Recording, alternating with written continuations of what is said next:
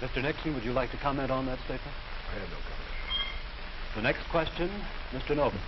Mr. Vice President, your campaign stresses the value of your 8-year experience, and the question arises as to whether that experience was as an observer or as a participant or as an initiator of policy making. Would you tell us, please, specifically what major proposals you have made in the last... Difficult to cover them in 2.5 minutes. I would suggest that these proposals could be mentioned. First, after each of my foreign trips, I have made recommendations that have been adopted. For example, after my first trip abroad, I strongly recommended that we increase our exchange programs, particularly as they related to exchange of persons, of leaders in the labor field and in the information field. After my trip to South America, I made recommendations that a separate inter-American lending agency be set up, which the South American nations would like much better than to participate in the lending agencies which treated all the countries of the world the same. I have made other recommendations after each of the other trips. For example, after my trip abroad to Hungary, I made some recommendations with regard to the Hungarian refugee situation, which were adopted not only by the President, but some of them were enacted into law by the Congress. Within the administration, as a chairman of the President's Committee on Price Stability and Economic Growth, I have had the opportunity to make recommendations which have been adopted within the administration and which I think have been reasonably effective. I know Senator Kennedy suggested in a speech at Cleveland yesterday, the United States. Well, I would say in the latter that and that's what I found somewhat unsatisfactory about the figures, Mr. Nixon, that you used in your previous speech. When you talk about the Truman administration, Mr. Truman came to office in 1944 and at the end of the war, and for 7.5 years. And comparing him to the last 8 years, I prefer to take the overall percentage record of the last 20 years of the Democrats and the 8 years of the Republicans to show an overall period of growth. In regard to price stability, I'm not aware that that committee did produce recommendations that ever were certainly before the Congress from the point of view of legislation in regard to controlling prices. In regard to the exchange of students, of labor unions, I am chairman of the subcommittee on Africa, and I think that one of the most unfortunate phases of our policy towards that country was the very minute number of exchanges that we had. I think it's true of Latin America also. We did come forward with a program of students for the Congo of over 300, which was more than the federal government had for all of Africa the previous year. So that I don't think that we have moved, at least in those two areas, with sufficient vigor. The next question to Senator Kennedy from Mr. Warren. Senator Kennedy, during your brief speech a few minutes ago, you mentioned farm surpluses. I'd like to ask this. It's a fact, I think, that presidential candidates traditionally make promises to farmers. Lots of people, I think, don't understand why the government pays farmers for not producing certain crops, or paying farmers if they overproduce, for that matter. Let me ask, sir, why can't the farmer operate like the businessman who operates a factory? If an auto company overproduces a certain model car, Uncle Sam doesn't step in and buy up the surplus. Why this constant courting of the farmer? Well, because I think that if the federal government moved out of the program and withdrew its support, then I think you would have complete economic chaos. The farmer plants in the spring and harvests in the fall. There are hundreds of thousands of them. They're not able to control their market very well. They bring their crops in or their livestock in, many of them about the same time. They have only a few purchasers that buy their milk or their hogs, few large companies in many cases, and therefore the farmer is not in a position to bargain very effectively in the marketplace. I think the experience of the 20s has shown what a free market could do to agriculture. And if the agricultural economy collapses, then the economy of the rest of the United States sooner or later will collapse. The farmers are the #1 market for the automobile industry of the United States. The automobile industry is the #1 market for steel. So if the farmer's economy continues to decline as sharply as it has in recent years, then I think you would have a recession in the rest of the country. So I think the case for the government intervention is a good one. Secondly, my objection to present farm policy is that there are no effective controls to bring supply and demand into better balance. The dropping of the support price in order to limit production does not work. And we now have the highest surpluses, $9 billion worth. We've had a higher tax load from the Treasury for the farmer in the last few years with the lowest farm income in many years. I think that this farm policy has failed. And my judgment, the only policy that will work will be for effective supply and demand to be in balance, and that can only be done through governmental action. I therefore suggest that in those basic commodities which are supported, that the federal government, after endorsement by the farmers in that commodity, attempt to bring supply and demand into balance, attempt effective production controls so that we won't have that 5 or 6% surplus which breaks the price 15 or 20%. I think Mr. Benson's program has failed.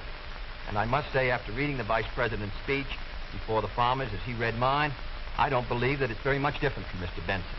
I don't think it provides effective governmental controls. I think the support prices are tied to the average market price of the last 3 years, which was Mr. Benson's theory. I therefore do not believe that this is a sharp enough breach with the past to give us any hope of success for the future. Mr. Nixon, comment? I, of course, disagree with Senator Kennedy insofar as his suggestion as to what should be done on the farm program. He has made the suggestion that what we need is to move in the direction of more government controls, a suggestion that would also mean raising prices that the consumers pay for products and imposing upon the farmers controls on acreage even far more than they have today. I think this is the wrong direction. I don't think this has worked in the past. I do not think it will work in the future. The program that I have advocated is one which departs from the present program that we have in this respect. It recognizes that the government has a responsibility to get the farmer out of the trouble he presently is in because the government got him into it. And that's the fundamental reason why we can't let the farmer go by himself at the present time. The farmer produced these surpluses because the government asked him to through legislation during the war. Now that we have these surpluses, it's our responsibility to indemnify the farmer during that period that we get rid of the surpluses. Until we get the surpluses off the farmer's back, however, we should have a program, such as I announced, which will see that farm income holds up. But I would propose holding that income up, not through a type of program that Senator Kennedy has suggested that would raise prices, but one that would indemnify the farmer, pay the farmer in kind from the products which are in surplus. The next question to Vice President Nixon from Mr. Van Oker. Mr. Vice President, since the question of executive leadership is a very important campaign issue, I'd like to follow Mr. Noven's question. Now, Republican campaign slogans, you see them on signs around the country, as you did last week, say, "It's experience that counts." That's over a picture of yourself, sir, implying that you've had more governmental executive decision-making experience than your opponent. Now, in his news conference on August 24th, President Eisenhower was asked to give one example of a major idea of yours that he adopted. His reply was, and I'm quoting, "If you give me a week, I might think of one. I don't remember." Now, that was a month ago, sir, and the President hasn't brought it up since. And I'm wondering, sir, if you can clarify which version is correct, the one put out by Republican campaign leaders or the one put out by President Eisenhower? Well, I would suggest, Mr. Van Oker, that if you know the President, that was probably a facetious remark. I would also suggest that insofar as his statement is concerned, that I think it would be improper for the President of the United States to disclose the instances in which members of his official family had made recommendations, as I have made them through the years, to him which he has accepted or rejected. The President has always maintained, and very properly so, that he is entitled to get what advice he wants from his cabinet and from his other advisors without disclosing that to anybody, including, as a matter of fact, to Congress. Now, I can only say this. Through the years, I have sat in the National Security Council. I have been in the cabinet. I have met with the legislative leaders. I have met with the President when he made the great decisions with regard to Lebanon, Kimoy Matsu, other matters. The President has asked for my advice. I have given it. Sometimes my advice has been taken. Sometimes it is not. I do not say that I have made the decision. And I would say that no president should ever allow anybody else to make the major decisions. The President only makes the decision. All that his advisors do is to give counsel when he asks for it. As far as what experience counts and whether that is experience that counts, that isn't for me to say. I can only say that my experience is there for the people to consider. Senator Kennedy's is there for the people to consider. As he pointed out, we came to the Congress in the same year, now have the opportunity to evaluate his as against mine, and I think both he and I are going to abide by whatever the people decide. Senator Kennedy? Well, I'll just say that question is of experience, and the question also is what our judgment is of the future, and what our goals are for the United States, and what ability we have to implement those goals. Abraham Lincoln came to the presidency in 1860 after a rather little-known session in the House of Representatives, and after being defeated for the Senate in '58 and was a distinguished president. There is no certain road to the presidency. There are no guarantees that if you take one road or another that you will be a successful president. I have been in the Congress for 14 years. I have voted in the last 8 years, and the Vice President was presiding over the Senate, which candidate and which party to meet the problems that the United States is going to face in the 60s. The next question to Senator Kennedy from Mr. Novus. Senator Kennedy, in connection with these problems of the future that you speak of and the program that you enunciated earlier in your direct talk, you call for expanding some of the welfare programs for schools, for teacher salaries, medical care, and so forth, but you also called for reducing the federal debt. And I'm wondering how you, if you're president in January, would go about paying the bill for all this. Does this mean that I did not advocate reducing the federal debt because I don't believe that you're going to be able to reduce the federal debt very much in 1961, 2, or 3. I think you have heavy obligations which affect our security, which we're going to have to meet. And therefore, I've never suggested we should be able to retire the debt substantially or even at all in 1961 or 2. Senator, I believe in one of your speeches you suggested that reducing the interest rate would help toward... No, not reducing. However, the kind of programs that I talk about, in my judgment, are fiscally sound. Medical care for the aged, I would put under Social Security. The Vice President and I disagree on this.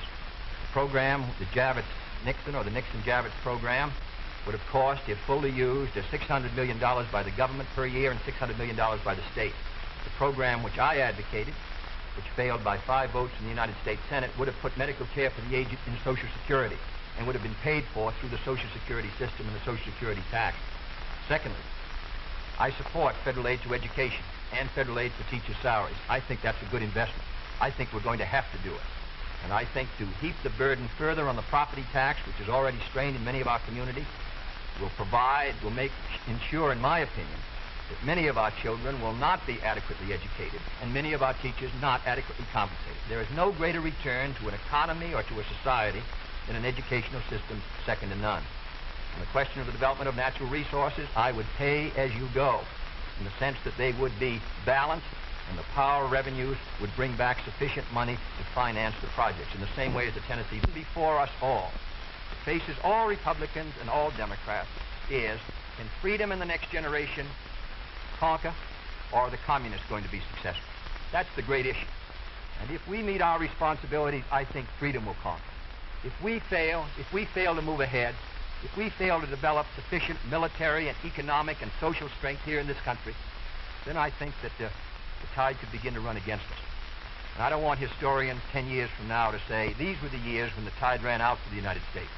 I want them to say, these were the years when the tide came in. These were the years when the United States started to move again. That's the question before the American people, and only you can decide what you want this country to be, what you want to do with the future. I think we're ready to move, and it is to that great task, if we're successful, that we will address ourselves. Thank you very much, gentlemen. This hour has gone by all too quickly. Thank you very much for permitting us to present the next President of the United States on this unique program. I've been asked by the candidates to thank the American networks and the affiliated stations for providing time and facilities for this joint appearance. Other debates in this series will be announced later and will be on different subjects. This is Howard K. Smith. Good night from Chicago.